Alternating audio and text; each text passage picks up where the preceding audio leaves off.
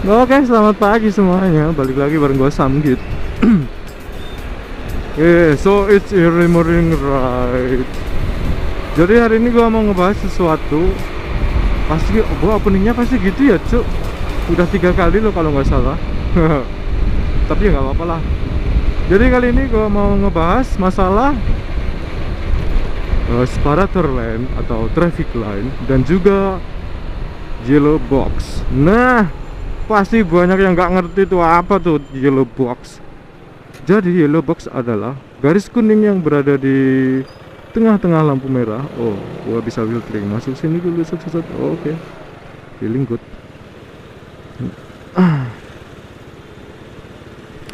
Nah, jadi yellow box itu adalah garis kuning yang ada di depan lampu merah. Tapi btw lampu merah yang ini nggak ada yellow boxnya karena ada alasannya tertentu, bro. Lampu merah dikasih yellow box pasti ada alasannya tertentu. Yang pertama adalah mencegah kepadatan kendaraan biar nggak macet. Nah, kalau yang sebelah sini tadi nggak ada yellow boxnya berarti karena di sini jam atau all day maksudnya itu nggak ada kepadatan yang terlalu serius gitu, jadi nggak dikasih yellow box. Nah, kalau ada yellow boxnya itu karena ada kepadatan kendaraan pada jam-jam tertentu. Semisal gagal fokus, semisal jam-jam berangkat kerja dan juga jam-jam pulang kerja. Jadi apa sih fungsinya si yellow box itu? Yellow box itu fungsinya yang pertama mencegah kepadatan kendaraan agar tidak terjadi kemacetan yang berlebihan dalam tanda kutip di lampu merah.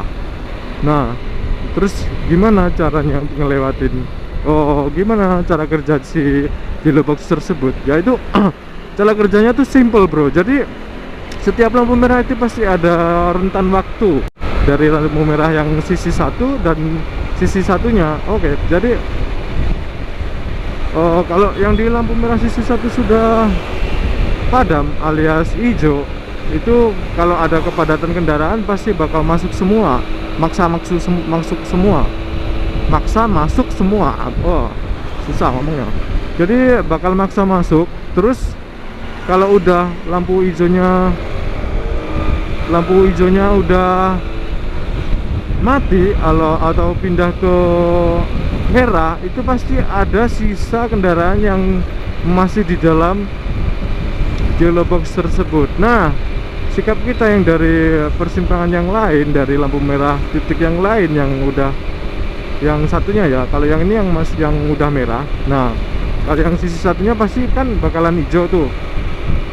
Jadi sifat kita nunggu si kendaraan yang ada di yellow box tersebut melalui jalurnya gitu,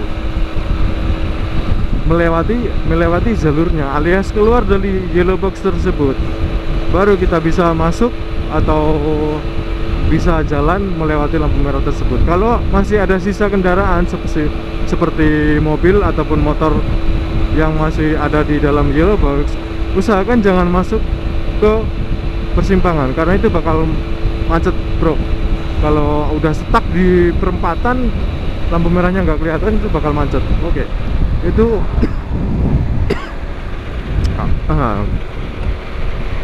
itu fungsi dari yellow box pertama. Dan harusnya sih semua orang yang pakai motor udah tahu apa fungsinya, tapi kenyataannya di kita ini, di jalan kita ini masih banyak sekali gitu.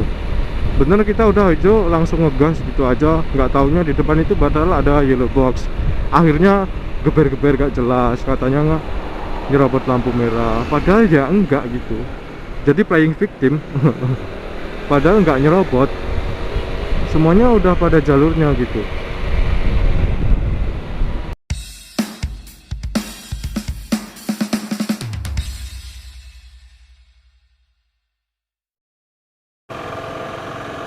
Jadi yang topik pertama kita ada yellow box tersebut yellow box tersebut. Jadi nanti kalau ada kurangnya gua ngevlog karena emang ini gua juga main durasi, nanti gua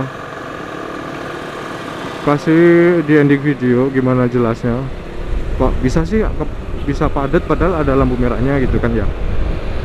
Nah, yang kedua adalah traffic line, yaitu garis tengah yang nggak putus-putus bro.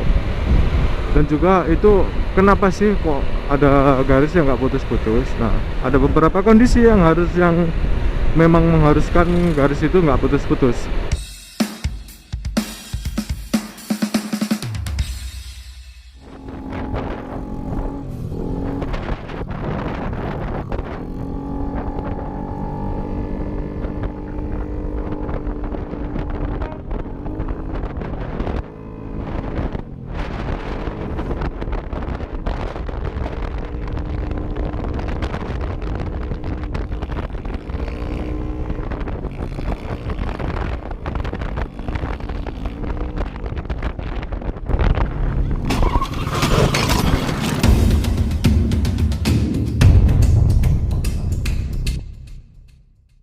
Pertama adalah terlalu banyak gang ataupun itu adalah perumahan yang dimana bakal terjadi keluar masuk orang ataupun kendaraan, atau katakanlah kawasan pertokoan gitu. Terus yang kedua lagi adalah jalan itu banyak sekali banyak sekali titik-titik blind spot.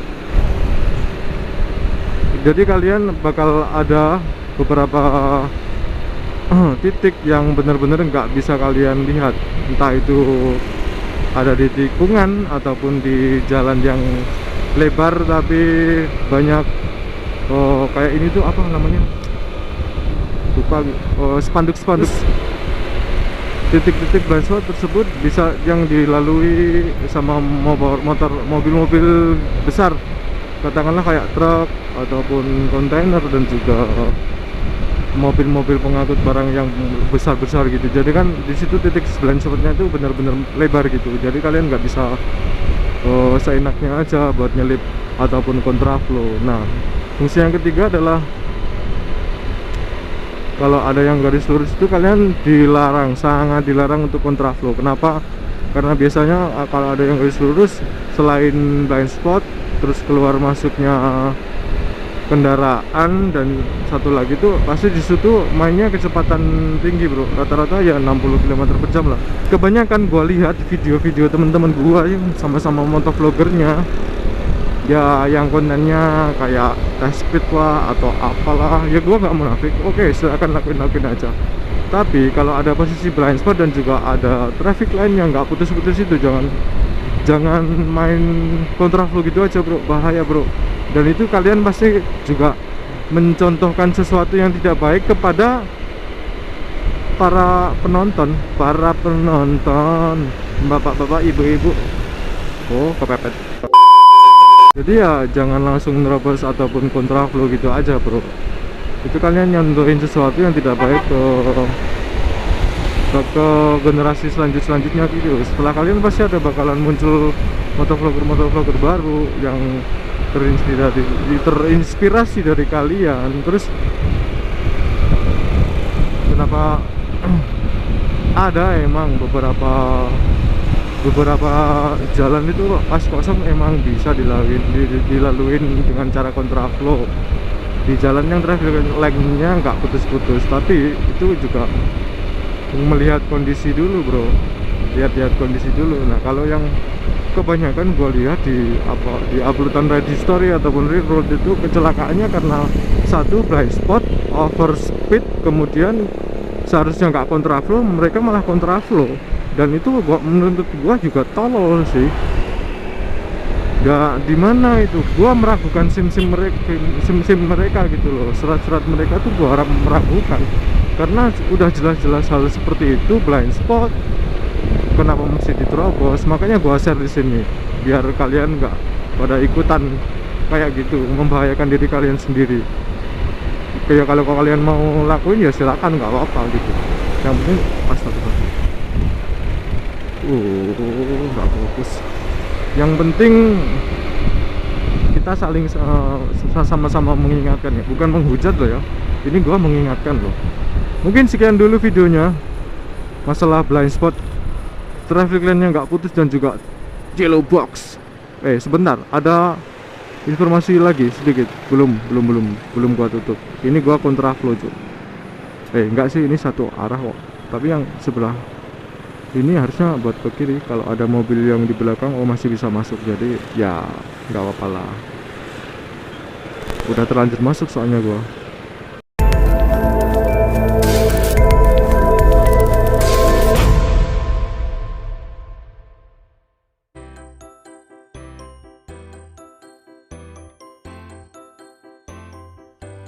Saat Anda melintas di beberapa persimpangan jalan raya, pernahkah Anda melihat persegi berwarna kuning dan berukuran besar di tengah jalan?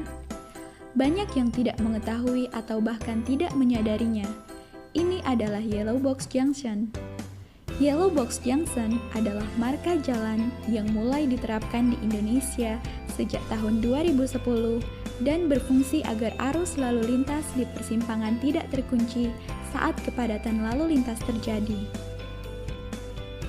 Biasanya, banyak pengendara yang melajukan kendaraannya pada saat kendaraan di depannya belum terurai. Akibatnya terjadi kepadatan dan persimpangan terkunci. Adanya Yellow Box Junction berperan ketika di sisi jalan lain, lampu lalu lintas sudah menyala hijau.